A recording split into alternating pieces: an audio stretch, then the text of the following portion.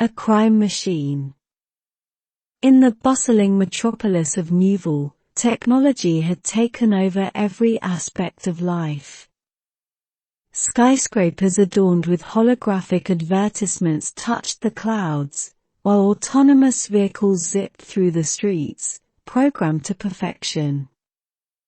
However, amid this wonderland of innovation, there was a dark underbelly, the crime machine. The crime machine wasn't a device or a gadget.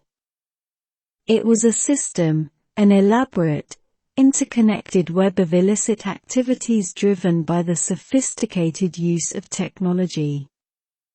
It seemed every new invention intended to better human lives was swiftly appropriated for criminal endeavors.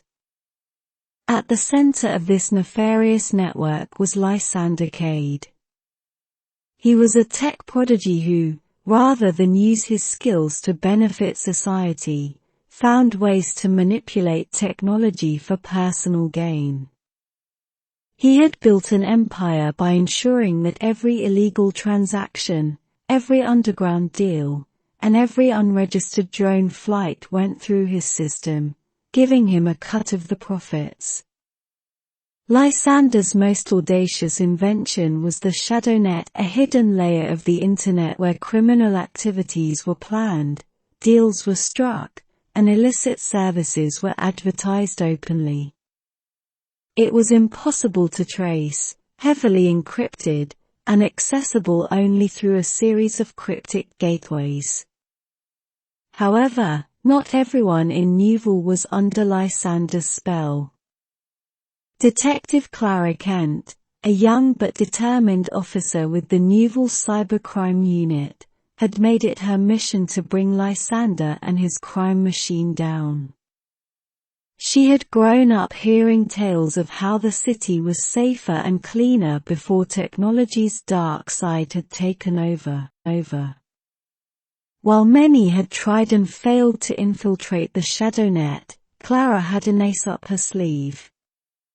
During her college years, she had developed a prototype for a quantum-based decryption device, intended to break through any form of encryption.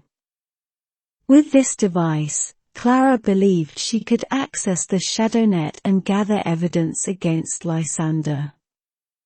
Working covertly, Clara began her operation.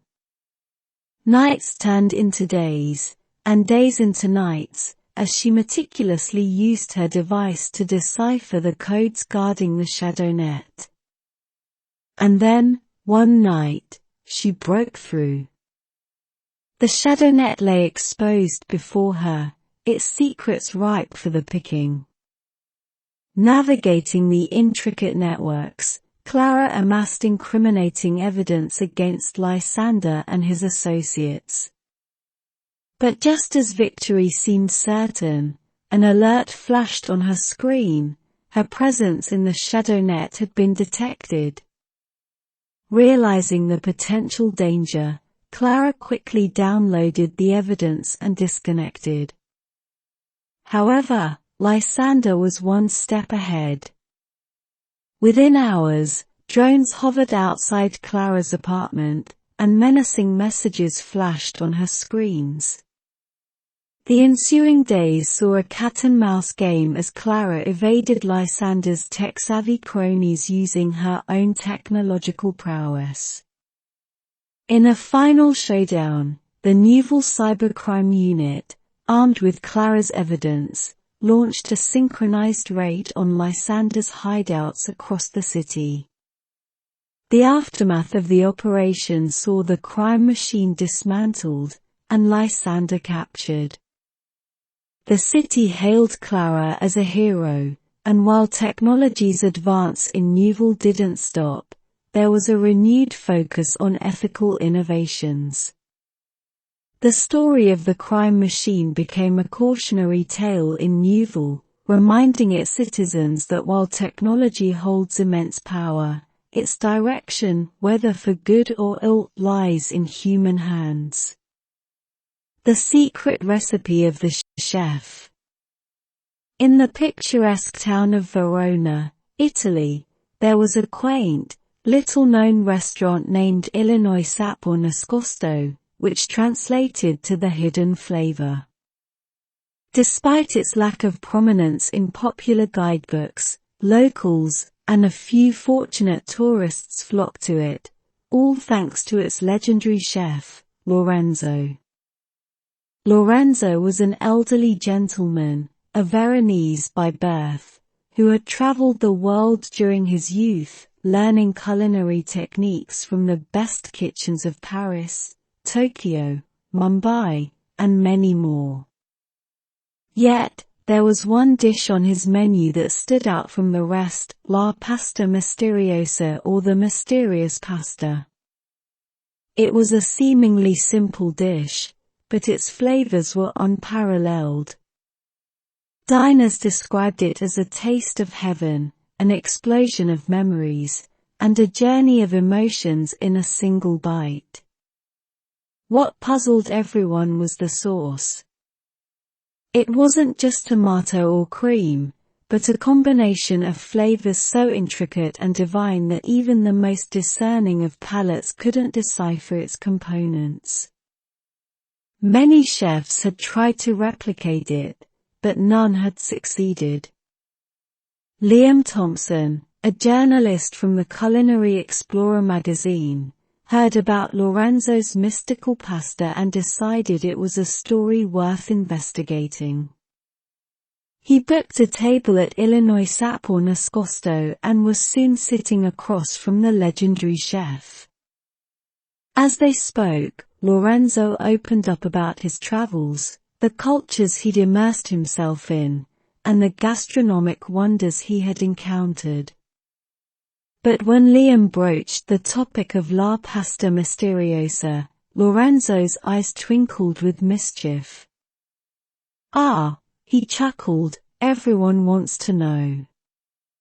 It's not just about the ingredients, my friend. It's about the memories and emotions I pour into it." Liam, sensing there was a deeper tale to be told, gently prodded. Lorenzo sighed, reminiscing about his youthful days in Paris. He had fallen deeply in love with a beautiful artist named Isabelle. Their shared love for food and art saw them spend countless hours experimenting in the kitchen and creating masterpieces on canvas. One evening, they crafted a sauce, combining ingredients from both their cultures and adding a touch of their shared memories.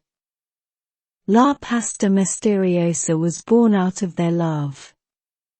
Sadly, destiny had other plans. Isabelle was taken away too soon in a tragic accident, leaving Lorenzo heartbroken. He returned to Verona, carrying the memory of their love and the secret recipe they created together. Moved by this touching tale, Liam wrote an evocative piece titled "The Love in Lorenzo's Pasta." The article did more than reveal the secret behind a dish. It highlighted the essence of cooking. It's not just about ingredients and techniques, but the heart and soul that goes into each dish. And so, while many came to Illinois Sapor Nascosto in pursuit of a culinary secret, they left with a heartwarming story about timeless love, cherished memories, and the magic that happens when the two combine. A road to Córdoba. The sultry afternoon sun hung heavy over Madrid's bustling Gran Via. Inside Café Madrid, Clara, an ambitious travel writer, was engrossed in a vintage book titled Journey Through Al-Andalus. Captivated by tales of Córdoba's grandeur, with its historical mezquita and the enchanting Alcázar, she decided it was her next destination. Unlike the common tourists who took the convenient train or bus routes, Clara was determined to travel the old-fashioned way, by car, traversing the less taken roads, experiencing the countryside that had once been the heart of Moorish Spain. Her journey began early next morning. The road leading out of Madrid quickly changed from urban sprawl to the serene landscapes of La Mancha. Here, the land of Don Quixote greeted her with vast windmills and seemingly unending stretches of vineyards. As she drove further south, she stumbled upon an old town named Valdepenas.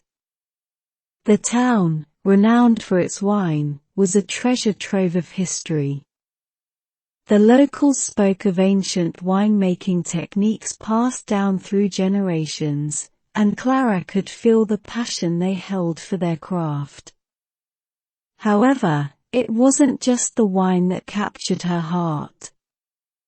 In a quaint bookstore, she met Antonio, a history professor from the University of Seville. Their shared interest in Al-Andalus sparked hours of conversation. Antonio talked about the golden age of Córdoba, where Muslims, Christians, and Jews lived harmoniously, producing intellectual and artistic works that the world cherishes to this day. Feeling inspired, Clara invited Antonio to join her on her journey to Córdoba. Together, they set forth, discussing the intricate art, architecture, and philosophy that sprouted from the city. Antonio shared tales of the philosopher Averroes and the poet Ibn Zaydan, whose verses of love for the Princess Walaida were legendary. When they finally reached Córdoba, the city was even more breathtaking than Clara had imagined. The Mezquita, with its mesmerizing red and white arches, stood as a testament to the architectural marvels of the past. The scent of blooming orange trees from the Alcázar's gardens wafted through the air, taking them back to an era of grandiosity.